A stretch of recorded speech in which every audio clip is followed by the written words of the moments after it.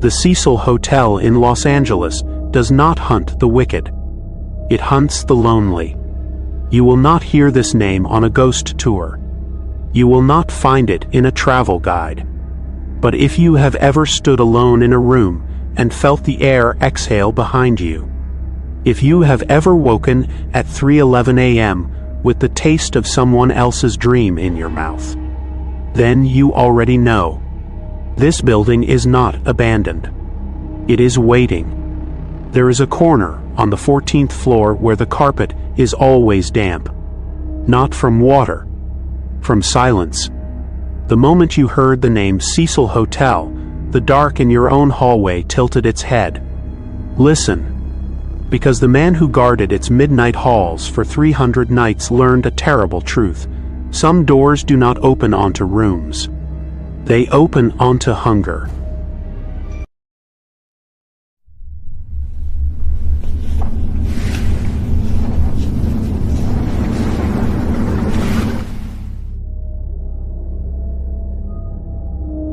Daniel believed in God the way drowning men believe in air, without question, without comfort, and long after it stopped helping. He was 23 when he arrived in Los Angeles. Not for fame, not for film, because his older brother shoved him onto a Greyhound in Louisville, Kentucky, with $60 and a lie. You are a burden to every soul who knows your name. Daniel had heard worse. He had been beaten by his brother's wife, blamed for thefts he did not commit, locked outside in winter for smoking cigarettes. He had slept on a Greyhound station floor in Atlanta. He had washed his face in a McDonald's sink in Arizona. By the time he reached Los Angeles, he had stopped expecting kindness. He also had stopped praying. The Cecil Hotel sat at 640 South Main Street. Built in 1927. Marble lobby. Terracotta facade. A place of impossible beauty that had, over 9 decades, collected more dead bodies than any other building in America. The Night Stalker lived there. Richard Ramirez. He threw his bloodied shoes on the roof. An Austrian journalist named Lisa Spira died in room 814. Unconfirmed. Elizabeth Short, the Black Dahlia, was last seen in its bar. Jumpers from the roof. Overdoses in the stairwells. Murders they never named. By 2016, the Cecil had been rebranded as Stay on Main, cheap rooms for travelers who couldn't afford to ask questions. Daniel applied for the night watchman position. He was hired in 48 hours. No background check. No interview. Just a man at a desk who said, "You don't watch the building. You watch the people who shouldn't be in it." Daniel did not ask what he meant. He should have asked. His room was on the 4th floor. Small. Window faced an air shaft that smelled like wet concrete and rust. He worked 11 to 7. His job: walk the hallways, check the fire doors, report the screams. Not if there were screams. Which floor? The first week was quiet. A woman on the 7th floor cried in Tagalog until dawn. A man on the 12th floor asked the wall why it had stolen his wife's ring. Daniel learned to wear headphones. He learned not to look into rooms with open doors. On his 9th night, the elevator opened on the 14th floor without him pressing the button. He stepped out. The hallway was longer than it should have been. The carpet, green, industrial, cheap, stretched into a vanishing point that did not match the building's blueprints. Daniel had studied the floor plans. The 14th floor was a straight line. 32 rooms. This hallway had 93 doors. He counted. He turned around. The elevator was gone. Behind him was a wall. Beige paint. No buttons. No door. Just the impossible geometry of a building that had forgotten its own architecture. And then he heard the chewing. It came from room 1427. A wet, rhythmic sound, like someone eating something that should not be chewed. Not food, not flesh. Something else. Something that crunched and sighed. Daniel did not run. He had been beaten too many times to run from noise.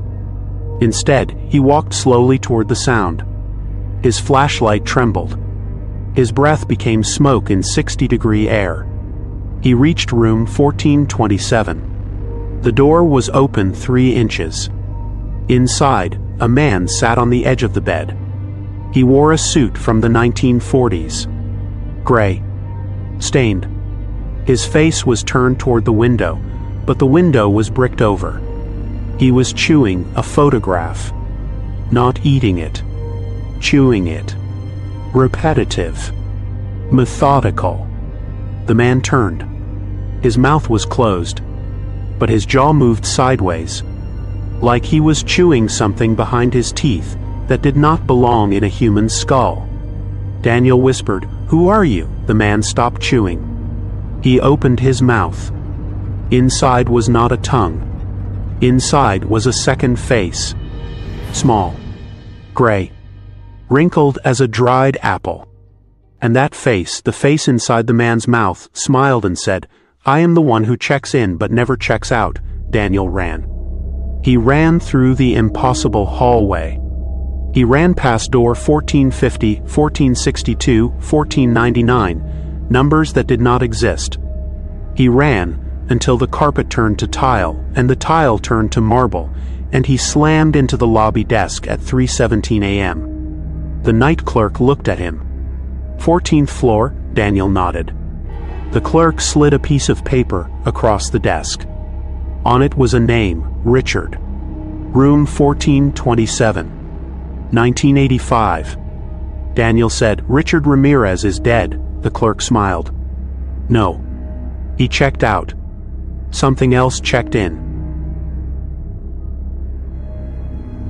After that night, Daniel stopped sleeping. Not because he wasn't tired. Because every time he closed his eyes, he dreamed of a table. Long. Wooden. Set for one. And at the head of the table sat himself, but his dream self was eating something dark. Something that bled black. He woke each morning, chewing his own pillowcase. His teeth began to ache, then loosen. He went to a clinic in Skid Row. The doctor ran tests. Then he ran them again. "Your hemoglobin is catastrophically low," the doctor said. "There are no wounds. No ulcers. No blood in your stool. You're not losing blood. Something is taking it." Daniel returned to the Cecil that night. He stood in the lobby and looked up the central atrium. 14 floors of balconies. 14 floors of doors. And on each balcony, he saw a figure standing perfectly still. Men. Women. Children. All facing him. All with their heads tilted at the exact same angle. He blinked. They were gone. But one remained. On the 14th floor. A woman in a blue dress. 1950s style. She held something in her hands. A plate. On the plate was a single chicken bone. She dropped it. The bone fell 14 floors and landed at Daniel's feet. He picked it up. Carved into the bone in letters smaller than a grain of rice was a name, Elisa. Daniel found a priest at the Cathedral of Our Lady of the Angels. Father Thomas Moriarty. Old. Irish.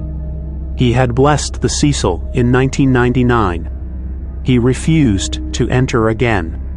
"You sat where she sat," the priest said. "You walked where she walked. And now the building knows your name." Daniel asked how to leave. Father Moriarty opened his Bible to Psalm chapter 88, the Psalm of the Abandoned. "I am shut in so that I cannot get out," he read. "My eye grows dim through sorrow. You don't leave the Cecil. You transfer the hunger. You give it something else to love. Daniel returned to the hotel that night. He walked to the 14th floor. He knocked on room 1427. The door opened by itself. Inside, the man in the gray suit sat on the bed. But now, beside him, sat a woman. Blue dress. Dark hair. Her mouth was open. Inside her mouth was not a face, but a staircase. Small. Endless. Descending into a dark that had no bottom. She reached out her hand. Daniel took it. For 3 hours, he sat beside her. She did not speak. She did not move. But he felt her hunger enter him, like a wire under his skin. Cold. Precise. Searching for something to eat. At 6:58 a.m., the sun rose over Los Angeles. The woman leaned toward his ear and whispered, "You are not my first watchman. You will not be my last. But you will carry me to every room you ever sleep in. Every door you ever close. Because I am not in the Cecil Hotel anymore. I am in your hunger." She vanished. Daniel stumbled to the elevator. He rode to the lobby. He handed his badge to the night clerk. "I quit," he said. The clerk smiled. "The building doesn't fire you. It just repositions you." Daniel lives in Bakersfield now. He works in a warehouse. He shares a one-bedroom apartment with a cat that refuses to enter the bathroom. He does not talk about the Cecil. But his neighbors have noticed things. The way he chews his food for too long. The way he sometimes stops mid-sentence and tilts his head, as if listening to someone on the other side of a wall that does not exist. The last time a friend visited, they asked to use his bathroom. Daniel said, "Don't look in the mirror." The friend asked why. Daniel said, "Because she looks back." The Cecil Hotel still stands on South Main Street. Tourists take photos. Influencers film TikToks. They laugh. They leave. But the night clerk still works the midnight shift. And on the 14th floor, the carpet is still damp. Not from water. From attention. You have now heard the name. You have now sat where others have sat.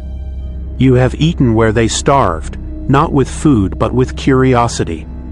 And some curses do not need a building. They only need a listener. Look at the back of your own neck. Feel that cold spot? That is not a draft. That is a woman in a blue dress learning your name. If you ever wake at 3:11 a.m. without knowing why, check your mouth for paper. Check your mirror for blue.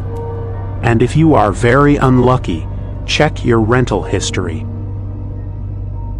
Good night.